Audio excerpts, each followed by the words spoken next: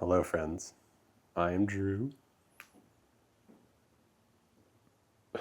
That's Denise. And time to give y'all an update on how things have been going. What's up? It's been a while.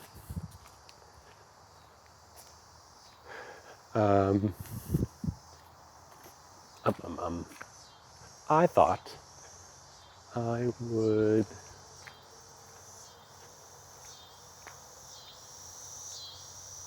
cicadas. Thought I'd catch you guys up on what my life has been like for the past few months. Basically, there's been some hiccups. And so, yeah, basically, I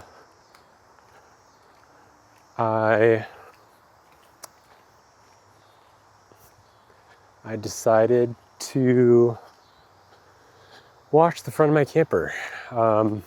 There was a ton of bugs on it, and the Denver heat being higher up than good old Midwest means that the sun is more intense. So basically, the bugs that I squished on the highway are extra stuck. And so after a few weeks, I got tired of it, and I also forgot to provide context. I was in Colorado for about a month, visiting family, and yeah, basically, what happened is elevation, heat, bugs. I figured, hey, let's wash it. My uncle had all of the equipment that you need in order to polish it as well. And I always thought that polishing was just for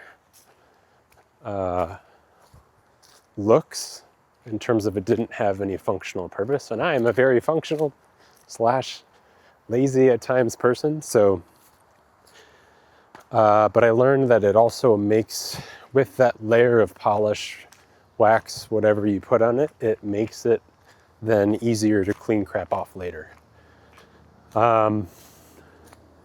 So what that means is I went down this journey, and so I was washing it, super proud, it looked good. Had to take the truck off the camper, which is no big deal, but it takes 45 minutes. And so I basically got to a point where I was done waxing, I was looking at it, and I noticed by one of the front clearance lights, which, if you don't know what those are, they're the orange lights that you see on, larger trucks, and it's a requirement by the Department of Transportation if your vehicle is over a certain height.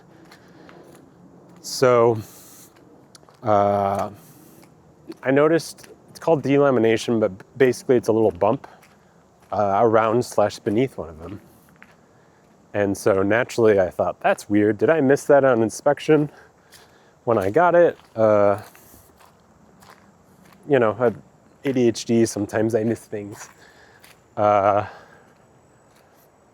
I took a look on the inside and noticed the wallpaper itself, which is really, in a camper, most campers, it's like the framing, and then the ceiling, which in houses is drywall generally, between that and like the studs of the house, at least semi-newer homes.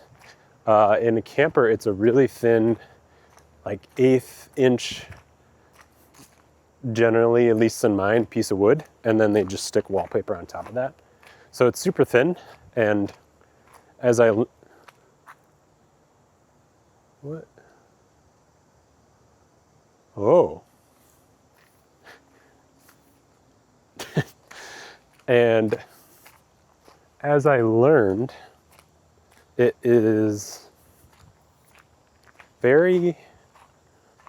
doesn't handle water well. So basically, the inside above my bed was also bubbling, which is not a good thing.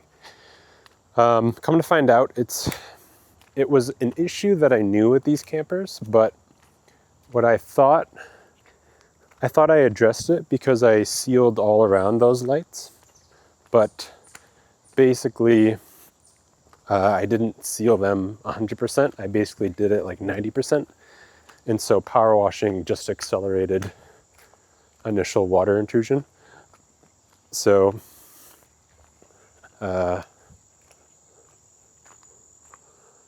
yeah, basically it led to, took a few days to think about it, and I decided that I was going to not leave it and investigate it myself. So that led to me ripping out the entire headboard part of the camper, and I discovered mold as well as water stains / the wood was very wet. It wasn't rotted, it was just wet. So that sucks. Ooh. After a few days of kind of contemplating what to do, I ultimately decided to bring it to a dealer because I'm sure it's similar to a house where once you find water damage, you can often find more. And because the damage was both on the outside and the inside, I wasn't comfortable fixing the outside myself in a state that would leave it looking halfway decent. I'm pretty capable with tools and things, but there is a whole tree down. So we're gonna go this way. I wasn't fully comfortable. I wasn't fully comfortable with doing that myself, so just decided to bite the bullet and have the pros take a look at it at least. So that kind of started the journey of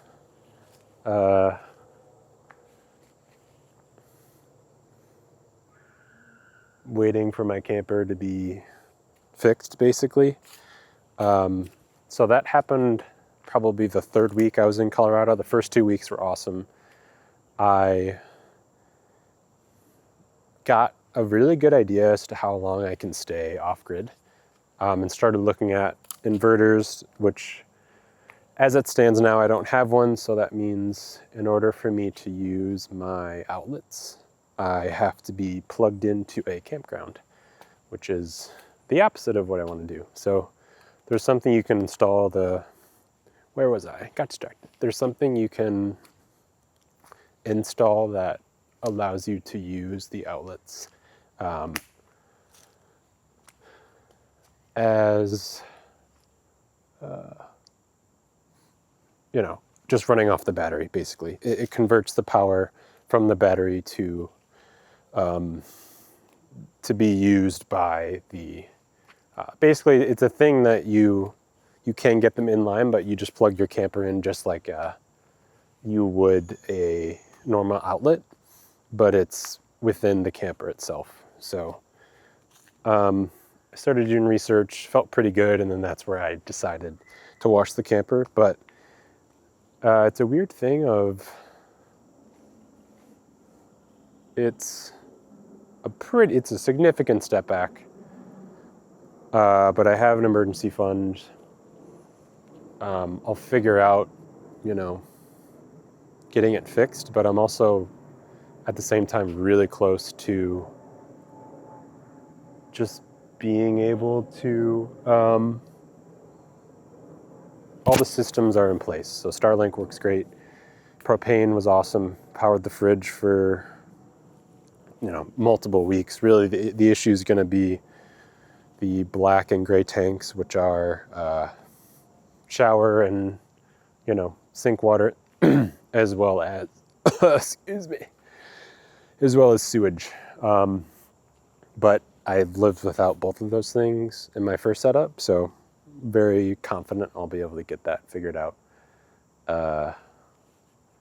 So, yeah. I also got a new camera set up, so this is me testing it. I filmed a hike video in Colorado, and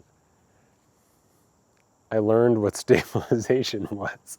Basically, I don't think it'll kind of do it. There's a basic level of stabilization in this right now to where, like, I'm shaking it a lot more than it appears because there's software running on the camera that helps keep it stable. But I didn't, the version of that on my phone was inferior. So, yeah, I guess I'm officially a YouTuber now. And yeah, more adventures coming soon. It's just a matter of, a few weeks here, getting it fixed and taking care of some things back home. And yeah, really, it feels as though I'm on the cusp of actually getting out there in a setup that's comfortable for me, which is exciting. But it's been a lot of, again, continuing to, I guess, level set my own expectations. So, yeah, that's basically it.